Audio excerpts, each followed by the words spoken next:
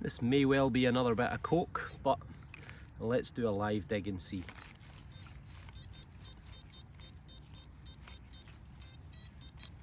Sounds a bit better.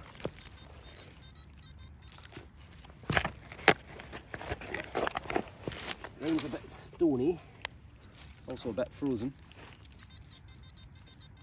So out in the first hole,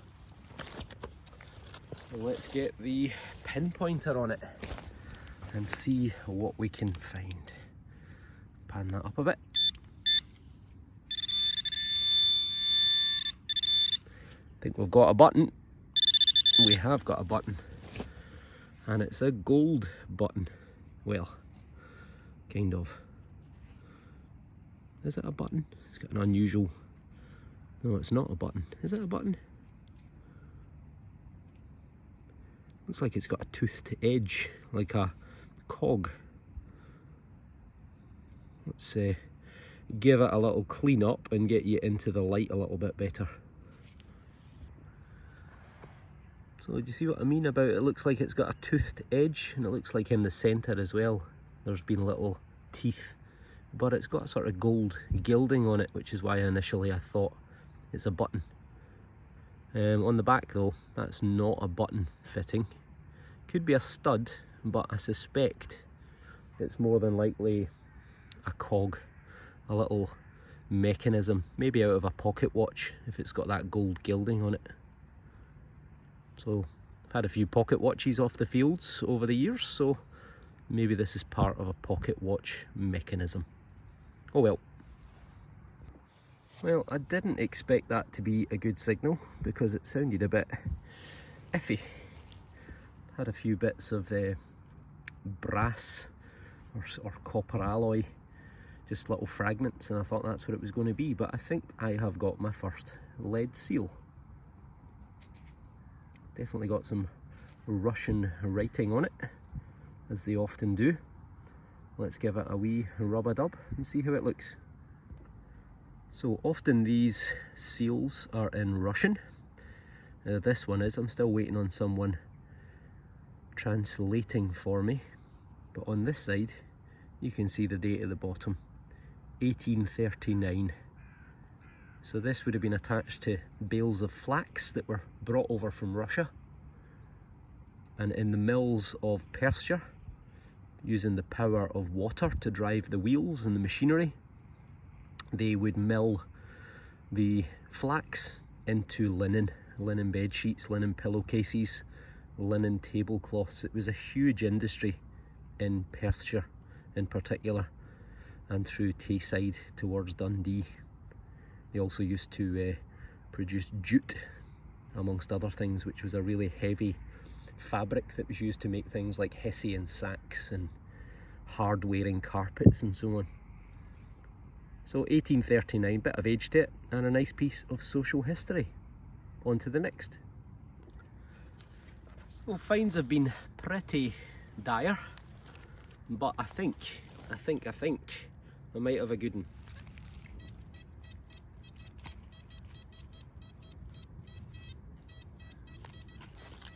Sounds like a coin all day long. This is where it turns out to be a big lump of aluminium or such like.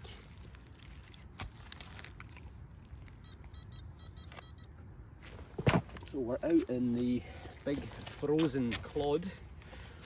I hope it's not in the frozen topsoil, because if it is, I'll need to take it home to thaw it out. We might be. Oh no, there it is. Damn. That is not a coin. That is not a coin. What is it? It's a... Is it part of a bullet? Nope, it's not part of a bullet because it's got a hole in the end. It's a thing. A thingy-majiggy, as we call it in Scotland. I've got no idea what that is. It's something. Copper alloy. But I've got no idea what it is. Try and poke that out. Nope. I have got no idea what that is. Probably tractor related. Oh well, so much for a coin. Not the best signal in the world, but whatever it is, it's in this little clod, and who doesn't love a little clod shot? So it might be junk, but hey, maybe we get lucky. This is where I realise I should have put my pinpointer on first so I can check which half it's in. Let's see. So it's in this half. Whatever it is. That's something. Looks like it. Ta-da! Look at that. Beautiful. Hammered tinfoil. But if you're picking up signals like that, you ain't going to miss hammered coins. Oh well. Well, it was Martin's choice to come on this field, so I'm blaming him because it's been pretty rubbish.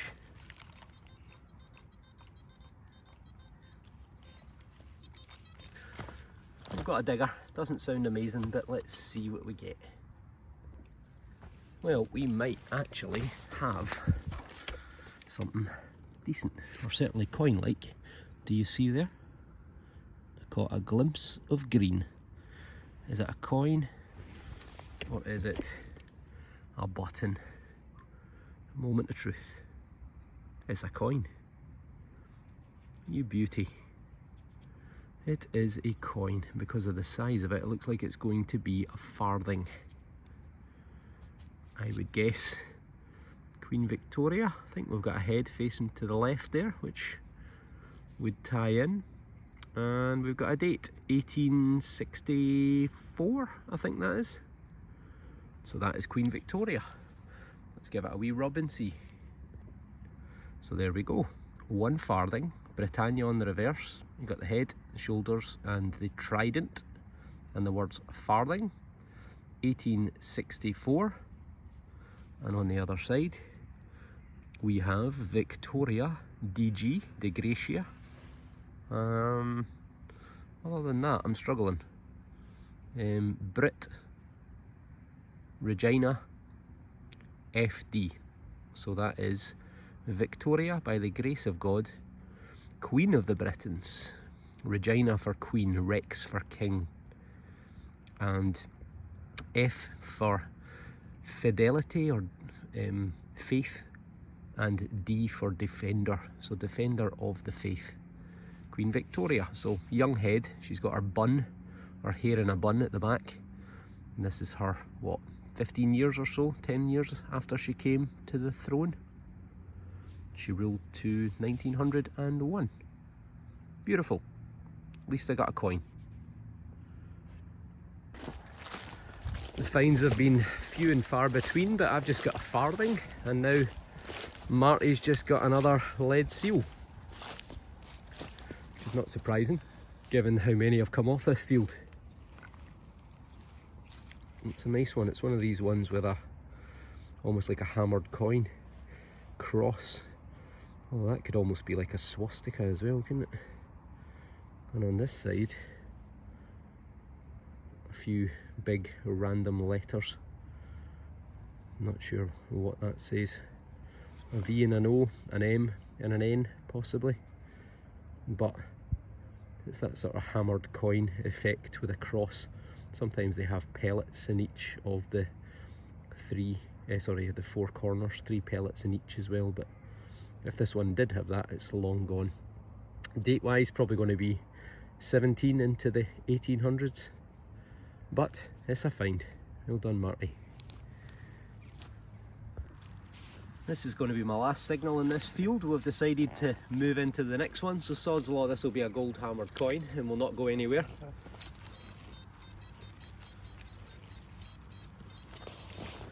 Let's do a wee live dig. Let's see what we get. Missed it. Still missed it. Nope.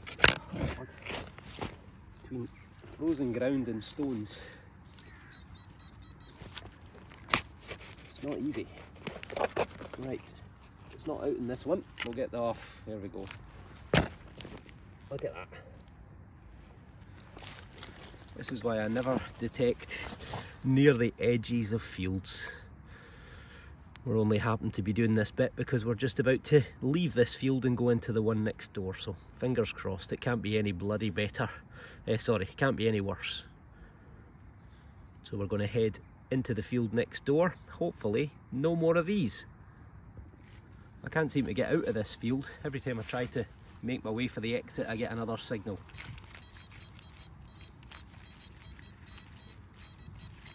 That sounds really good.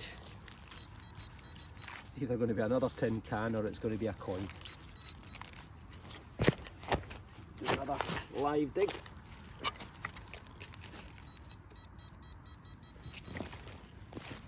Oh, oh, oh, oh, oh, oh. We might actually have a coin. Oops, dropped my detector. The excitement's too much. Do you see that? Is that going to be a big cartwheel penny? Think it might be. I think it is. You beauty. Cartwheel penny! Aye, can't believe it. Right, cartwheel penny because it was the size of a cartwheel. Huge. They were made, or they were made for a couple of years, but they all carry the date 1797, if I hit that with a spade. So they were made for George III with a new steam engine coin press. And they were pretty unpopular because look at the size of them. You imagine having 10 of them in your pocket, your trousers would be falling down. So we'll give it a wee rub up, see if there's any detail. I can just make out the outer line, so we might get lucky. Well, it's not great, but it's my best find to date. You can just make out the head in the centre, looking to the right hand side. You can see up here, 111, DG for De Gratia, and Rex. And it is indeed a cartwheel penny of George III. On the back you can see where I've hit it with a spade. The shiny sort of brass colour coming out. And you've got Britannia sitting on her rock with her shield and her trident. So it would have said the date at the bottom. It would have said 1797. As I say, the coins were actually made for I think 3 years, but they all carried the date of 1797. So George III, the madness of King George. King George who lost the American colonies, and King George who had 15 children. Go George. Ruled from 1760 to 1820. So this is towards the last 20 odd years of his reign where he started to have mental health problems. Probably my best find so far, but hey, that's 2 coins now, so I'm pretty happy with that. First signal in the new field. It sounds too good to be true.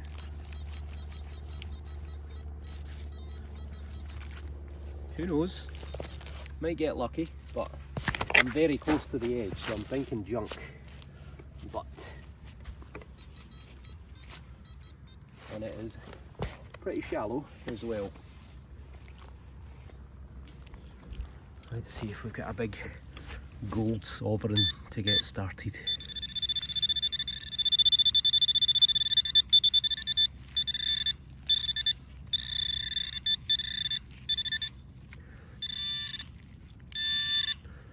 So we're in here somewhere.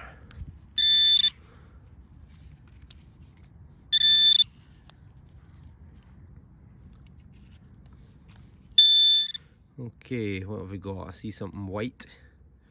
Oh, it might be lead. Oh, I think it's junk. Is it lead? Oh no, it could be lead. It is lead. Oh, brilliant. It's a lead seal. Well, that is a good start. That is a really good start. And it's got a little lion on it and a crown. Oh, you beauty. Well done, John. You are a star. Right, let's give it a wee clean up and see. Well, I'm very happy with that. As lead seals go, that is a beauty. I've had this type before. I always wondered if the lion in the centre, which we call a rampant lion because it's kind of standing on its back two legs with its front oh, dropped it. Who was it that commented I always drop every third find? You're not far wrong. I always thought this might have been a Scottish thing because Scotland is the land of unicorns and the land of rampant lions, but I believe this is actually from the Netherlands. They also have the rampant lion, so probably attached to some sort of flax or certainly some kind of imported goods that came, and that's beautiful. Really happy with that. I had a few of these over the years and this is certainly one of the best ones. Superb. Date wise, I'm probably guessing 17 into the 1800s, but if you know, let me know. Well, I've had more good signals in this field than I've had in the other in the first 20 minutes.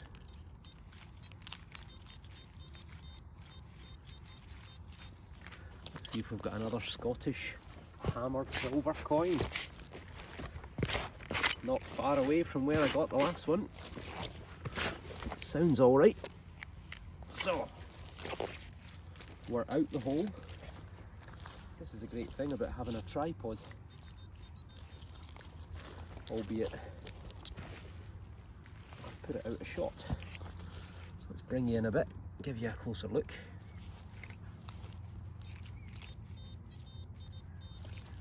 Still sounds okay. Time to get the pinpointer out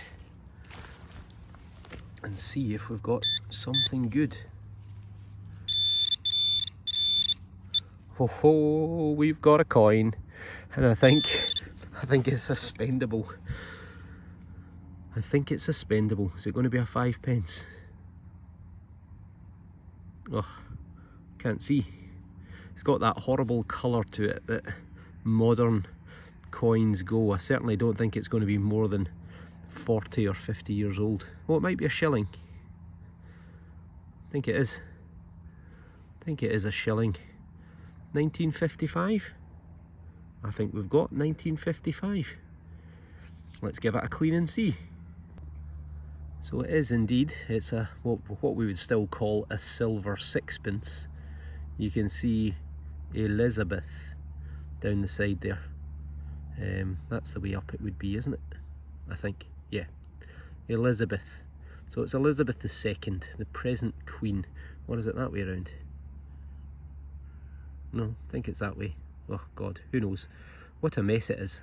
Anyway, for considering it's only 1955, it shows you the junk that they make coins out of these days compared with the old days. So we'd still call this, or people back then would have still said this was a silver sixpence because it would have been very bright silver in colour when it was made, but I think they're largely made of nickel.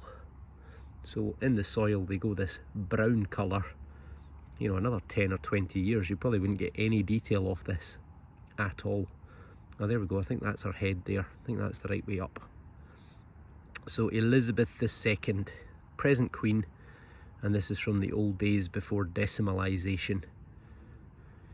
And it's a coin, so I am pretty happy with that. 1955. On to the next. Marty also has a coin, and his is quite a, well, I wouldn't say rare, but you don't get many of them.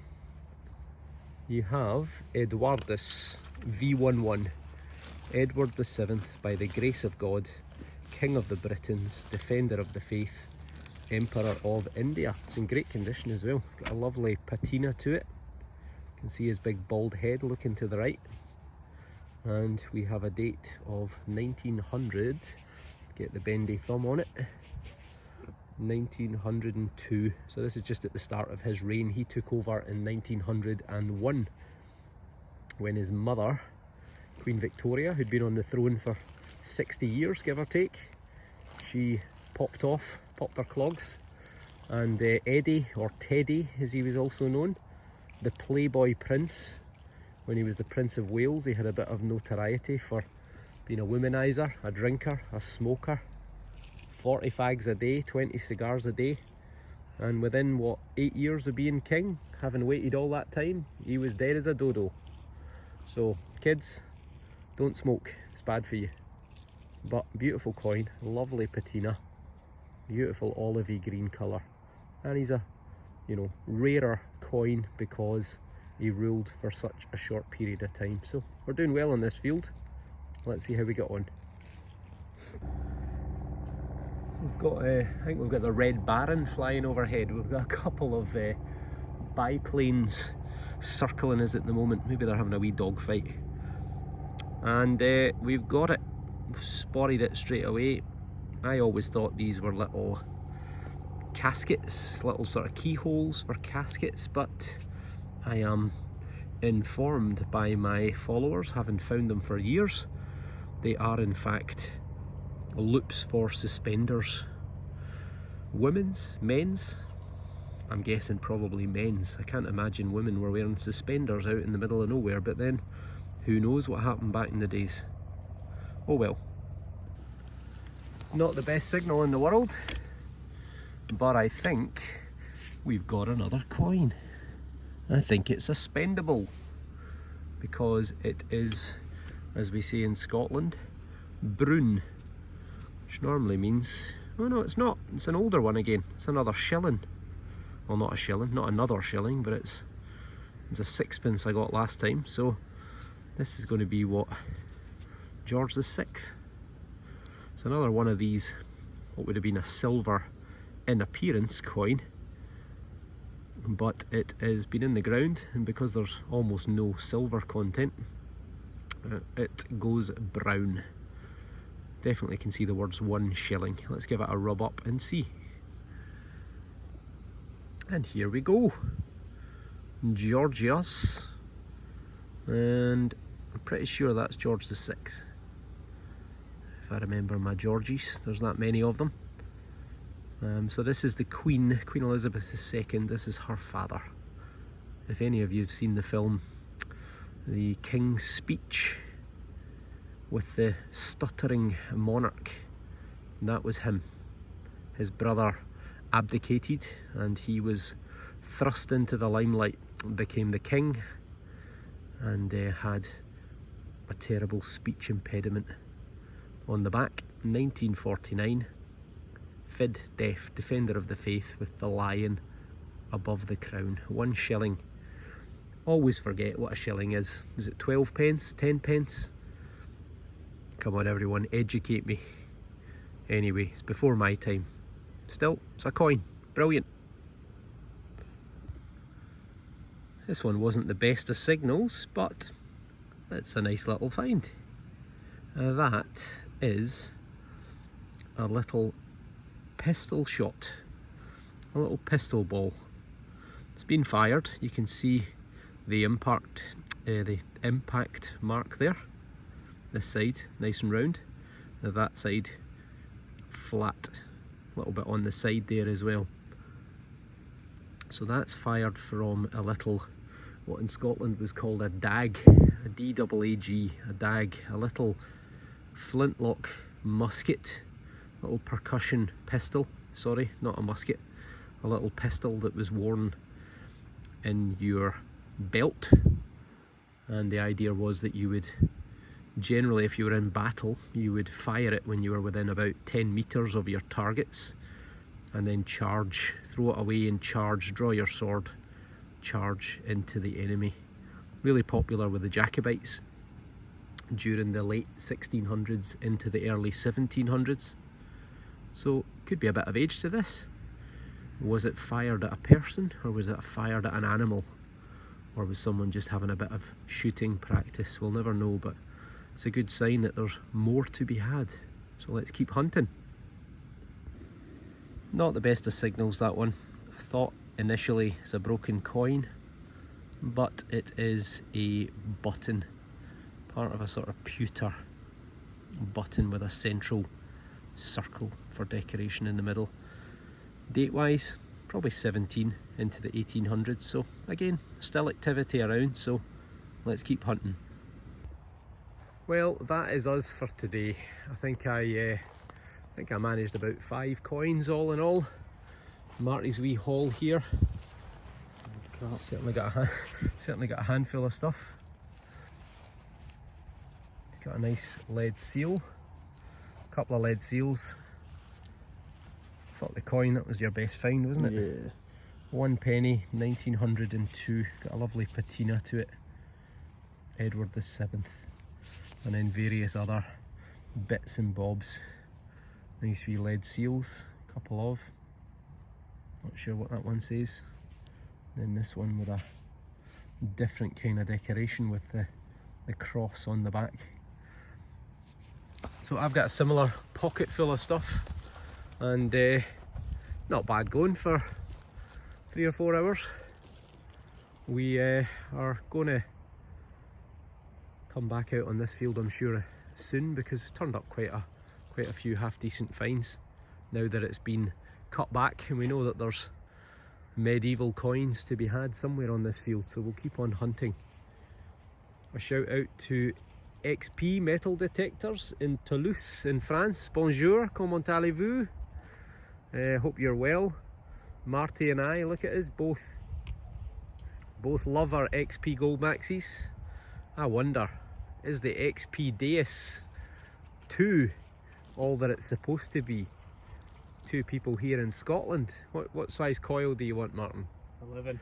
11 inch for Martin. I'm going to go 11 inch as well. So if you're looking for someone to do a little review on your new XP Deus Mark II, then you've got 2 very loyal XP metal detectorists here. I think we're pushing towards 5,000 subscribers on my YouTube channel. We've got just topped 20,000 followers on Instagram and about 640,000 on TikTok. So how's that for an audience for you? Not that I'm trying to twist your arm or anything, but I can send you my address so you can get them posted, and we'll look forward to receiving them. Failing that, Regton, XP, LP, who else? Detectorist, Regton, you name it, we're here. Come on, come and sponsor us. Not that we're desperate. Alright, we'll see you all on the next dig. Hope you enjoyed, and thanks for watching.